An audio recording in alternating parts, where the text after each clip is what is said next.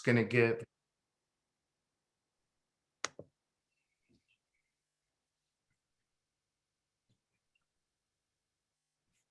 hello, everyone, and welcome to our discussion with Dave Hulme, the owner of the Pine Club. I'm going to give just another minute to allow all of our participants to join in. We'll get started around 1:03 Pacific and about 4:03 there on the East Coast.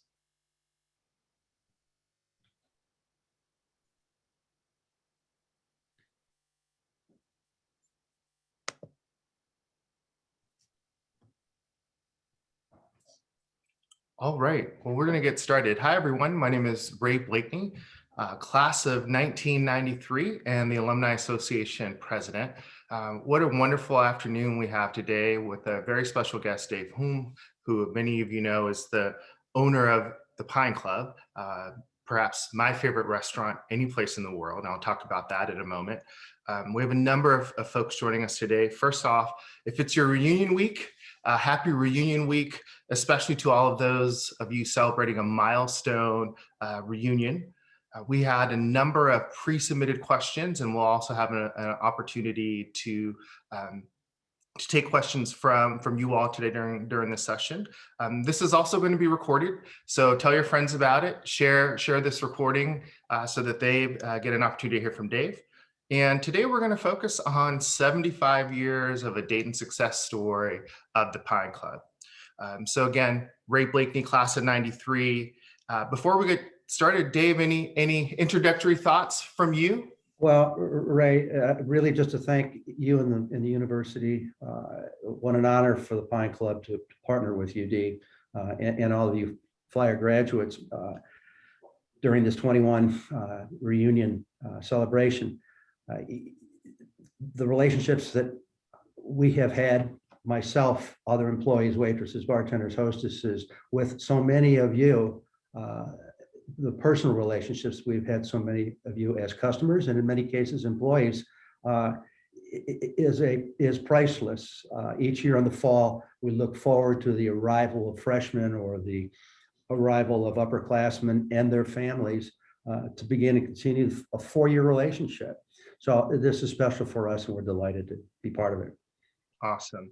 Well, I always like to do kind of these quick fire questions just to get to know folks quickly. And so I'm going to ask you a couple of just rapid questions and then we'll jump in. So what's your favorite Pine Club dinner? So if you're sitting down to dinner, what do you order? This is probably going to surprise you when I tell you that my favorite Pine Club meal is our chopped steak dinner. The chopped steak is made from the trimmings of our prime tenderloins, New York strip sirloins, and lamb loins that our butcher cuts in the kitchen every day for use that evening in the dining room. Another little secret that you can take advantage of if you're in the restaurant sometime, ask the waitress to have the kitchen dice up some some sweet onions, and have the kitchen blend that into the meat, and it's terrific. That's my favorite, and that, as much as anything, would be the single most used, and sometimes the trout. So there you go, in a steakhouse, hamburger and trout, or really the chopped steak dinner. Awesome. I'll remember that chopped steak. And then the chopped up fresh sweet onions. Gotcha. It's not on the menu, so you've got to ask her to do that, but it's great. They'll do it. It's like a secret menu at the Pine Club. Who knew? That's right. Now you know. Who's been your favorite guest to serve at the Pine Club? Well, the restaurant having been there for 75 years and my time there looking at 50 years, hard to believe. But perhaps you've heard the story of the visit to the Pine Club by President and First Lady George and Barbara Bush. They were in town, called, and in fact, Jim Newby, who was our police chief at the time, called and said, "Dave, we're coming over to dinner with George and Barbara Bush. What can you do for us?" And we said, "Well, the wait's 40 minutes long. We'd love to see. We'd be thrilled. Bring them on over, Jim." And the Bushes were, I mean, they're special people. If we've all seen them, maybe lucky enough to be in their presence, but they're wonderful, warm, real people. their willingness to sit at the bar and wait their turn with everybody else around the bar. Naturally, everyone stood up and applauded and then sat back down and had dinner, but kept a close eye on them. When their name got to the top of the hostess list, we marched them back and sat them down, and then they had dinner. It was a compliment, a great compliment. And they're the kind of people that were enjoyed being part of the average guy. That being said, and lots of dignitaries over the years, and this may be going to sound a little bit sappy, but my favorite customers have to be the longtime, loyal, just regular people, customers and friends for so many years, those relationships, and you know generations of people, UD related, local people traveling to town. So really I can think of a number of families with 4 generations, the Wow. grandparents, the parents, the young people, the kids, and then their kids, and numerous people. And now, of course, kids and grandparents are living in other towns. And when they do meet, that's really special, right? That's really special. So the Bushes were great, but the local supporters and friendships, that's the best. Wow, amazing. One of the things that I enjoy doing is I'm fortunate to travel a lot, and one of the things I really enjoy are going to steakhouses around the world. And to be completely candid, the bar that I compare every steak place with is the Pine Club.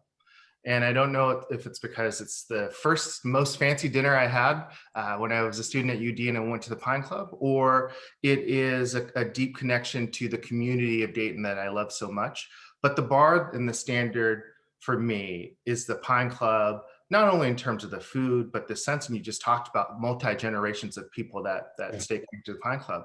It's going back and seeing servers and knowing the coat check person. And so it takes me back. Good for you. Yeah, exactly right. And so that actually transitions me to the question of how did you become the owner of the Pine Club? And if you wouldn't mind sharing just a bit about the history of the Pine Club for those that have perhaps dined there but don't know the history of the place. Well, very briefly, my history of my Dayton history. I grew up in Michigan, went to school on the East Coast, and then after school, came back to Dayton in 1970 to open the first of 11 Midwestern pork and cleaver restaurants. And you guys probably, Ray doesn't remember that. We did 11 of them from Toledo down to Jacksonville, Florida, and sold those restaurants to the Chart House restaurant chain that you may have heard of. I mean, there's still many of them around, and have been very, very successful, a public company. And so we sold them to the Chart House Company in 1974. I showed up shortly thereafter at the Pine Club and went to work for Lloyd Meinzer, who was the owner at that time. Originally, the Pine Club building was a Piggly Wiggly market on Brown Street. It was built as a Piggly Wiggly market, and there were probably 5 or 6 of those Piggly Wigglies in Dayton during the 30s. Piggly Wiggly then became Lonnie's Bar. Lonnie Alford put a bar into the old Piggly Wiggly with that bar that you are familiar with. Lonnie started that. Lonnie sold Lonnie's to a guy by the name of Jim Sullivan. Jim Sullivan turned Lonnie's Bar into the Pine Club as we all know it now. However, just the north side, the middle of the bar, the building ended. That's the south wall of the building. So the north side, the booth that you see as you walk in the door, the kitchen behind that, and part of the bar was the Pine Club that Lloyd Meinzer purchased from Jim Sullivan. In 1954, I'm sorry, Lloyd bought it from Sully. And in 1957, Lloyd Meinzer extended the Pine Club into the building next door, behind the other side of the wall where the bar is or was, into that residential home. So it doubled the size of the bar, added another 35 seats and booze to the dining room. When I purchased the restaurant from, I went to work for Lloyd in '74 as his general manager and purchased the restaurant from him in 1979. When Lloyd got it from Sully, visually, it has not changed.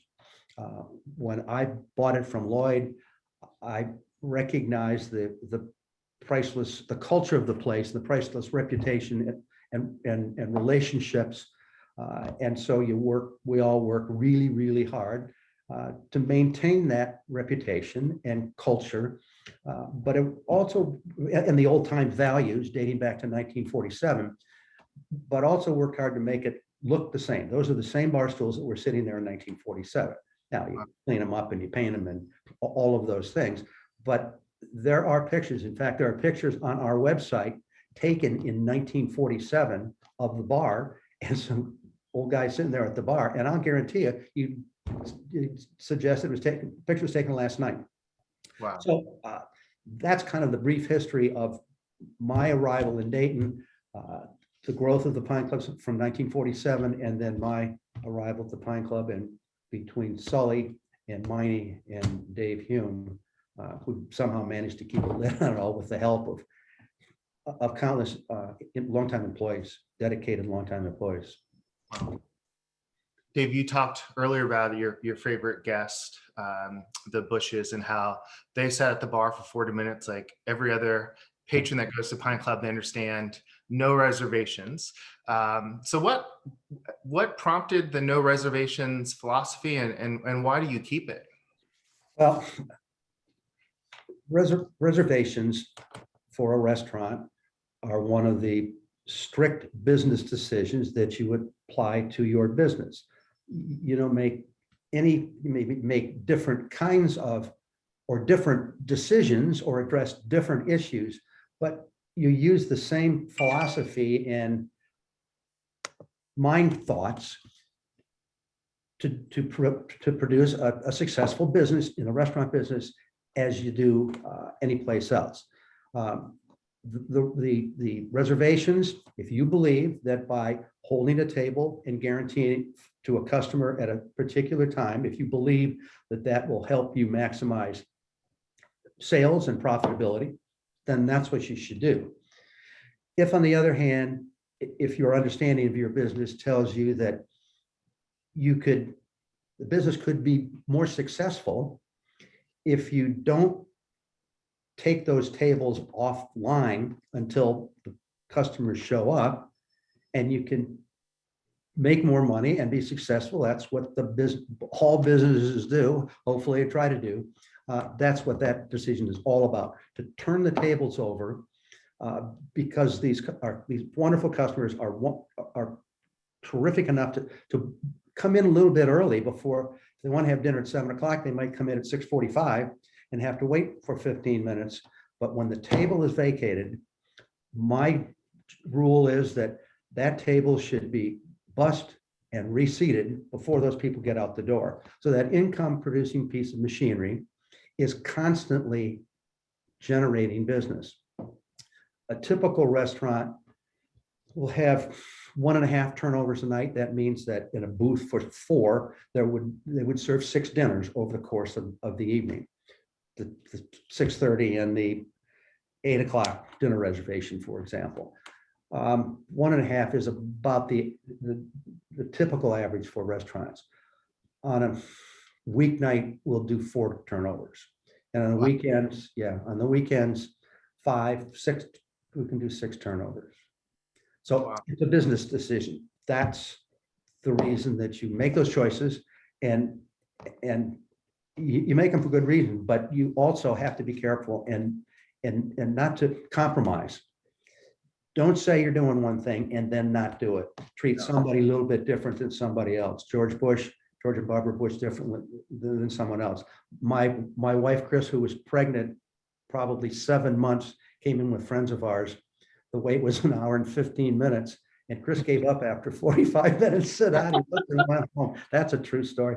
We're still married 44 years later. So despite that snub, but I think it's the proper thing to do.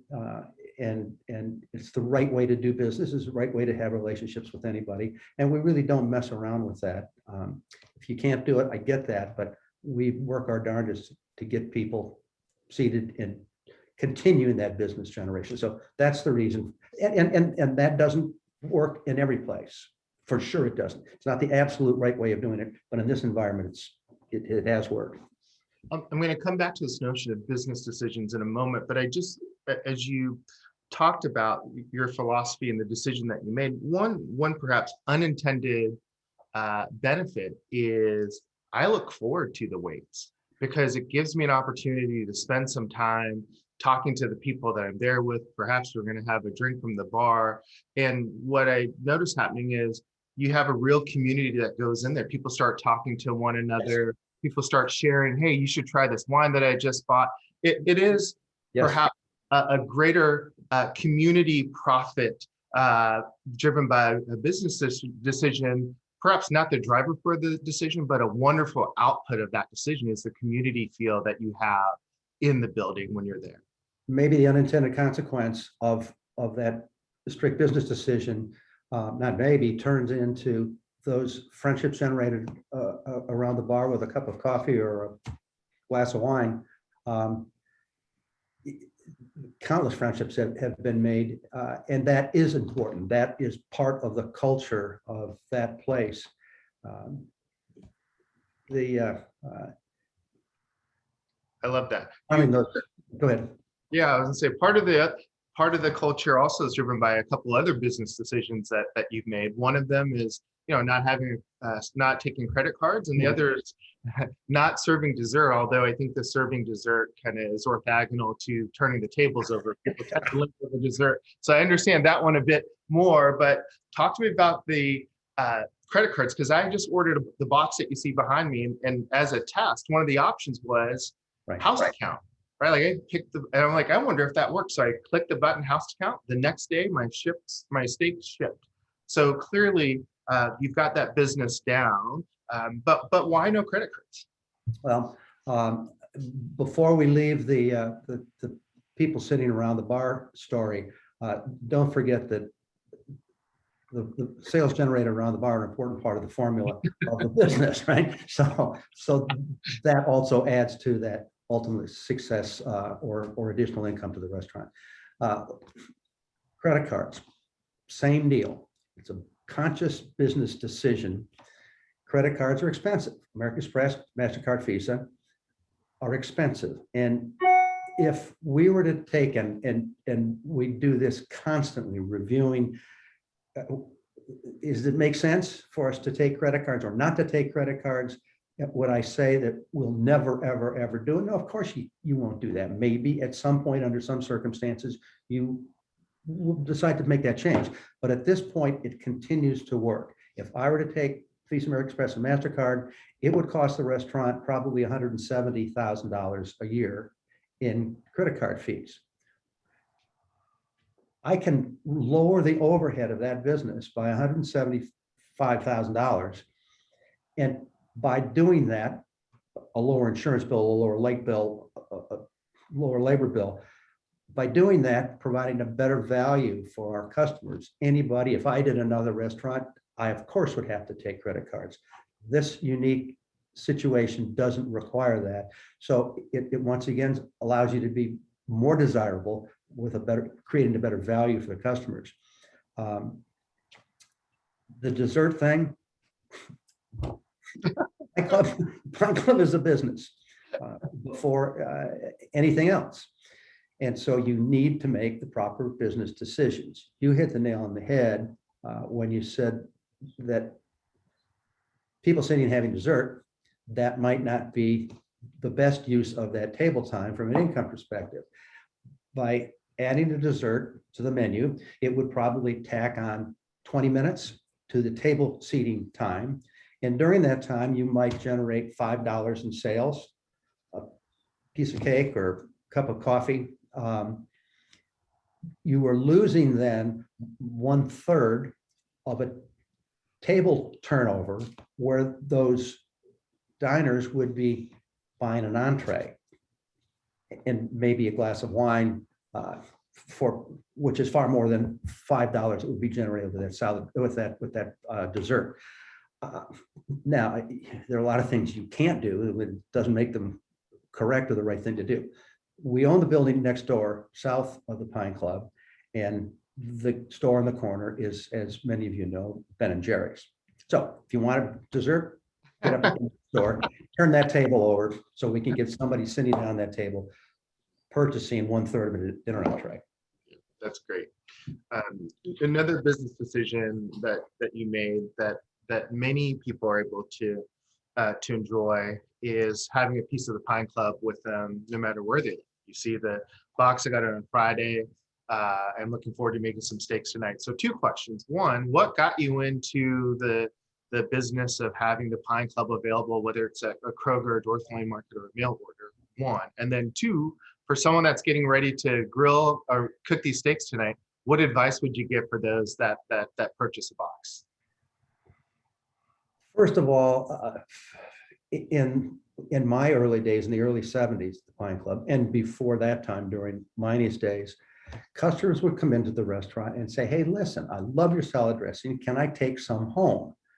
And people used to bring in like Hellman's jars with them. And we would put our salad dressing into those Hellman's jars. Well, we then became very sophisticated and bought clean, brand new jars and put the salad dressing in that so people could take them home with them.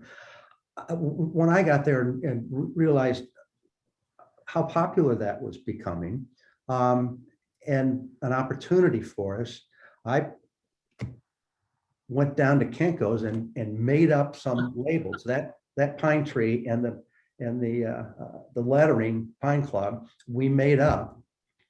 I mean, not the name of it, but that logo we made up and made labels and at low times, not non-peak times during the afternoon or late in the evening, the kitchen would have a little assembly line and somebody would be making up the salad dressing and the next person would have a cup and put it into the jar and the next one put my Kinko label on it, put the top on it into a box. And at the time, our daughter and I would take those boxes over to Dorothy Lane Market and stick it on the shelves. That continued to grow. Norman Main, the owner of Dorothy Lane, has been a long time, very close friend and held my hand through those early stages. It now is in Kroger's warehouse in Shelbyville, Indiana. It's in Heinen's warehouse in Cleveland and Chicago. It's been a remarkable growth and to continue and leverage those relationships with people has turned into a second business. The steak box delivery business was sort of an offshoot of that very thing. To be able to deliver a Pine Club meal to somebody, and in that, as you may know, our placemats and our cocktail napkins, the salad dressing, the house salad dressing, the stewed tomatoes, and the steaks, with a little explanation of how to prepare it, how to prepare a Pine Club steak at home. So that has grown as a third business or 2 outreaches from the original Pine Club.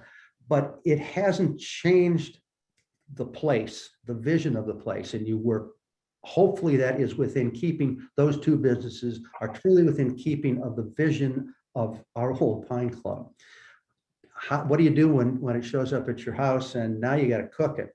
First thing, Ray, and I hope you have done this, and if you don't, stop right now and do it. If those steaks are frozen, they should be defrosted, of course, but as slowly as possible. The best way to do that is to put them into the refrigerator a day or so ahead of time to let them defrost slowly. We all, in a hot July day, wow, the friends are coming over. We got to get those steaks out of the freezer, put them on a plate on the counter. And before long, yes, they're defrosted and they're sitting in a pool of blood. what happens is a process called purging. As the cells in the meat break apart too rapidly, it purges and loses the juices, the flavor, and the tenderness of the meat. If you defrost them slowly, if you defrost any product slowly and properly, it resolves most of those problems. Now in the restaurant, we don't do anything frozen, but at home, that's the best solution to it. And that's it's something that a lot of people don't think about and maybe aren't organized like me to do that, but it's really important, and you can duplicate by avoiding those problems. Cooking, you mentioned that you're going to cook on a barbecue grill of some sort. Hot cooking surface, a very hot cooking surface. What you want to do is to char the outside. That charring creates it's like a glazed, salty kind of tasting char on the meat. That's what you taste at the Pine Club when people say, well, it doesn't taste, nobody else tastes like this. Well, it's because of the equipment that we use, a hot overhead gas flame. Now you will undoubtedly be using a heating source from below, but what will happen in that case, and you have to be careful, is this: the fat will render out of the meat as it cooks, drop into the flames, flame up, and affect the flavor of the steak. Now in the restaurant, we use an overhead flame. So as that fat renders out of the meat, it drips into a pan, and we can get rid of it. It doesn't affect the flavor of the meat. But that little char that goes on the steaks from the flame, that's that unique flavor that you taste. And you have to decide how you want to cook. And it's if you feel more comfortable having a well-done steak, well, then have a well-done steak. Cook it as slowly as you can. Put the steak on the outside of the grill. That it's not as hot maybe as the center, but cook it fast and cook it on a hot grill if you want a medium rare steak. Awesome. I'm looking forward to it. I've had my steaks slowly defrosting in my refrigerator since they arrived on Friday. So Dave, I want to thank you for spending some time with us today. I think we probably could have talked for hours. I know I had lots of questions. I had the good fortune of meeting you a couple of years ago in the restaurant, and you got me signed up for my Pine Club card. So I felt like an adult once that happened. And so, thank you so much for your time today. For all the alums that are joining, there's a couple other events I'd like to point out to you. Tomorrow morning, there's a session with Athletic Director Neil Sullivan. And then on Wednesday, a really exciting and special session, our Shared Legacy, that will bring together the 3 past UD presidents, or current and past presidents, of Eric Spina, Dan Curran, and Brother Ray. So I think that'll be a really special session on Wednesday, and encourage you all to register. So to everyone that joined, thank you. Dave, again, thank you so much for spending some time with us today. We'll see everyone real soon. Go Flyers. Great. Thanks so very much. And thanks to all of you Flyer fans. Bye all. Bye.